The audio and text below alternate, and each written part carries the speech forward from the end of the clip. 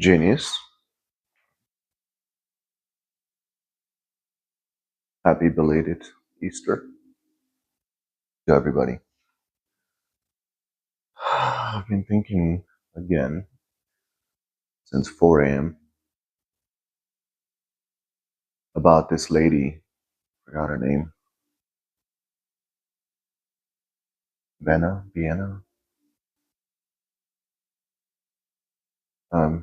If you're watching, you reached out to me on Instagram and the email. I read both. Well, it's the same message. You know, I was thinking about people that say, I've been praying, I've been tuning into new potentials, I've been trying to synchronize my energy to the healed version of me, yet here I am and I'm sick. Or I've been trying to generate abundance and here I am and I don't have it.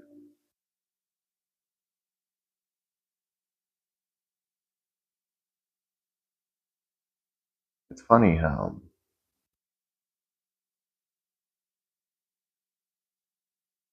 our feeling of the future self, our intentions of the future desired version of us, when we focus on it, it often accompanies some level of doubt.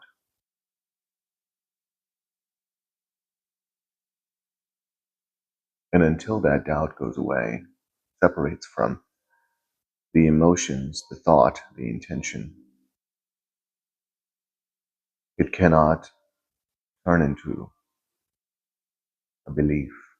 All belief is subconscious programs, right? That's how you know you have embodied it. The future you. Yeah, it's hard to do. You're you're picturing your loved one to be healed and healthy, and there they are on a gurney in ICU. Or you're living in lack and you're stressed and you're worried. Pay attention to your feelings. There was somebody that went to Tibet, went to a monastery 15,000 feet above sea level, sat in front of the what's the name? The main monastery person, whatever the term is. Somebody let me know. So this team went, and they went with the question. The question was, when you do these chantings, when you do these prayers, when you sit down and you make these sounds, and whatever you do, what is happening inside of you? What are you trying to do? What is this prayer? What are these prayers that you do all day? What is happening? And he says, you're not looking at the prayers. That's not, he said, you're not seeing the prayer. The prayer cannot be seen. What you are watching me do is you are watching us do all kinds of things in order for us to not only generate a specific feeling, but to embody that specific feeling. And feeling is the prayer.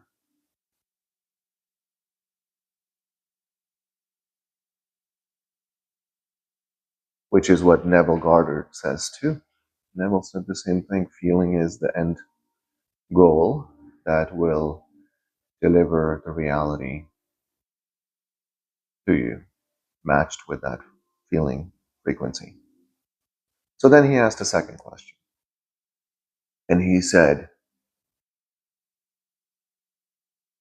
what is the universe made of? What connects everything in the universe as the universe? What is that connection? What is that connective tissue of the universe? And when we send out a prayer, when we're pulling our desires to us, what is this medium that all of this travels through to get to us, or when we send out our intentions? What is that medium made of? And he smiles and he says one word, and he says compassion. So that confused people, the team, and the team said, well, if the universe, connective tissue, everything in the universe, the empty space, is that the compassion part? Or are we generating what we're generating within us as a prayer to separate the doubt, create the feeling, embody it, turn it into a beautiful belief? High frequency, right? Raises our vibrations, all that.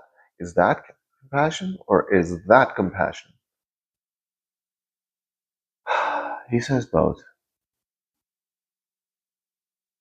So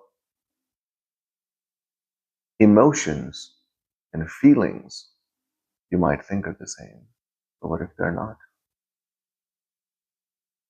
There are two different forms of compassions that the universe is made of, right?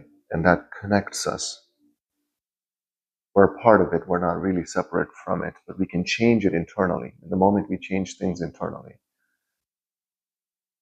the connective tissue on the outside also changes.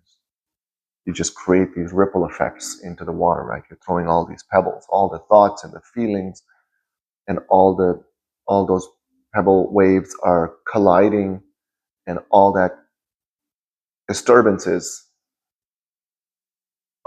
will then create a different hologram, right? So if you were to take three rocks and throw them into the water, and you wait for all of those waves to collide with each other, and then you freeze it immediately, and you take a piece of that frozen water.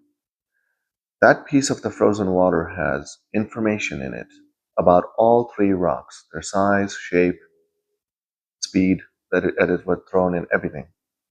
And if you can light a coherent laser through that frozen thing, it will give you a hologram of all three rocks, because it has all that information in it. The thoughts and feelings and emotions, whatever we're doing, sending out an intention and generating feelings, and you can call it a prayer if you like. They said, the Buddhists or the monks and the nuns were saying that to them, feeling is the prayer. And you focus on the feeling. The meditation and the yoga and everything else is a medium, means to an end. And the end is the feeling. Feeling of what it's like to be healed. Feeling of what it's like to have everything you want. All that. Because somehow, some way, you collapse the reality that you're living in. How, you might not remember, but it happened.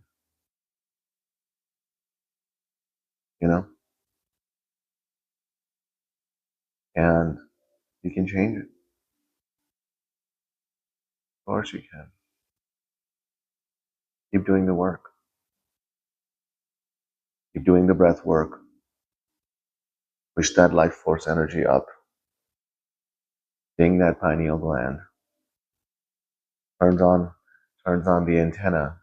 Pineal gland crystals are antenna. They send and receive cosmic signals. Open it up. And if you have some belief that I've been using fluoride all my life, my crystals might not be able to move, I might have fluoride in it. It's just salt. What breaks salt? What breaks apart salt? Energy. When you do the breath work, you shoot energy into your pineal gland, you compress those. Doesn't matter if it's crystallized or not, it'll fall apart, it'll break apart. Your body knows how to fix it. So don't have any limiting beliefs about, I'm too old, I'm too young, I'm too sick, I don't have muscles, it's not strong, I don't know how to squeeze. Don't fall for it. You're so much more powerful than you think. You are so much more powerful. We're magicians. We are superhumans. We're supernatural. Wake up the mystic in you. Wake up the divine in you. Wake up the giant in you. Turn your life into a meditation. Don't just sit there for an hour and think that that's what it takes. No, you have to live as it. You have to walk as it. The new you, the new state of being. And you do that often enough, the feelings, the thoughts and emotion will align to that state of being. That's the law. It has no choice. I'm planning in-person retreats and online retreats, but I'm going to start off with online retreats. I'm going to start off with like a whole day online retreat, and I'm going to host two different kinds. So North America time from like 8 a.m. to 6 p.m. and then India time from 8 a.m. to 6 p.m. It would most likely be Saturdays. I might do one every month. I might do one every other month. I don't know. I'm still working on it. The agenda is there. Everything's there. I just have to create a banner for it so I can post it on YouTube and social media so people can sign up.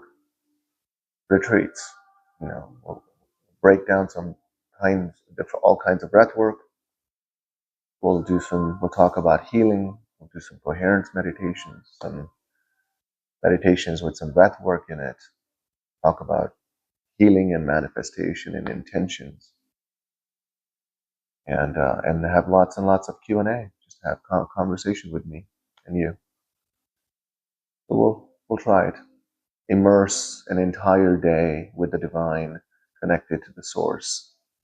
Just going from a play box to think box to play box, right? Just keep going between think box and play box. There might be like a lecture from me in every section of the retreat, and then there will be Q&As based on the lectures, any questions you guys have. And then we'll just jump right into meditation, repeat, jump right into another kind of a meditation. And it'll be fun. So, don't overthink this, guys. We are so powerful. Hard to believe it. This is just the beginning. I'm just getting started. I love you.